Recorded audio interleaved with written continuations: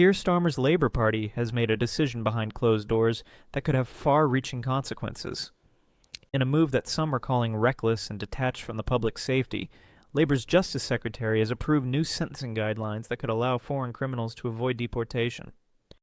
This could result in hundreds of foreign offenders staying in the UK each year, even after committing serious crimes. The decision is being criticized for prioritizing the rights of criminals over the safety of British families. Rather than ensuring the safety of its citizens, the Labour Party seems to be focused on protecting criminals, even those who are not citizens of the UK. Critics argue that this approach undermines the justice system and puts the British public at risk. The decision reflects a broader ideological shift under Starmer's leadership, one where offenders appear to be protected at the expense of victims. Robert Jenrick, a prominent critic, has voiced alarm over the changes, arguing that the new guidelines will allow the illegal immigrants to escape deportation. He points to the failure of a bill that would have stopped this, which was voted down by Labour. Jenrick warns that these moves will weaken border security and further complicate the immigration system, leaving law-abiding citizens vulnerable.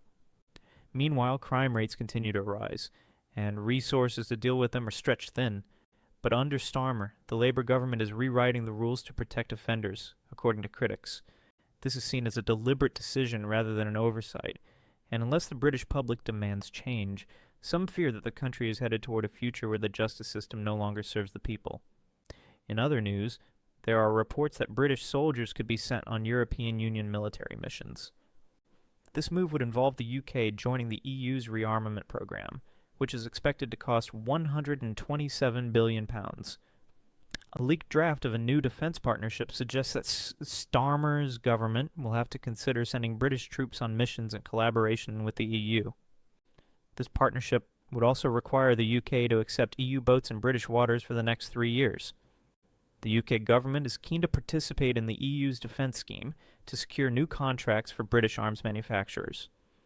But the deal also includes clauses for intelligence sharing and foreign policy coordination, raising concerns that the UK may be compromising its sovereignty in exchange for defense spending.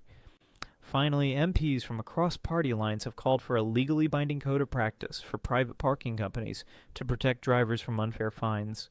During a Westminster Hall debate, MPs highlighted the widespread issue of private parking companies issuing fines for minor infractions or faulty machines. The current voluntary code of practice has been criticized for not going far enough to safeguard drivers. Members of Parliament are pushing for stronger regulation to curb unfair practices and protect the public from unjust penalties. The situation reflects a broader trend in the Labour Party under Starmer, where policies seem to prioritize the interests of unions, foreign criminals, and special interest groups over the rights and safety of ordinary British citizens.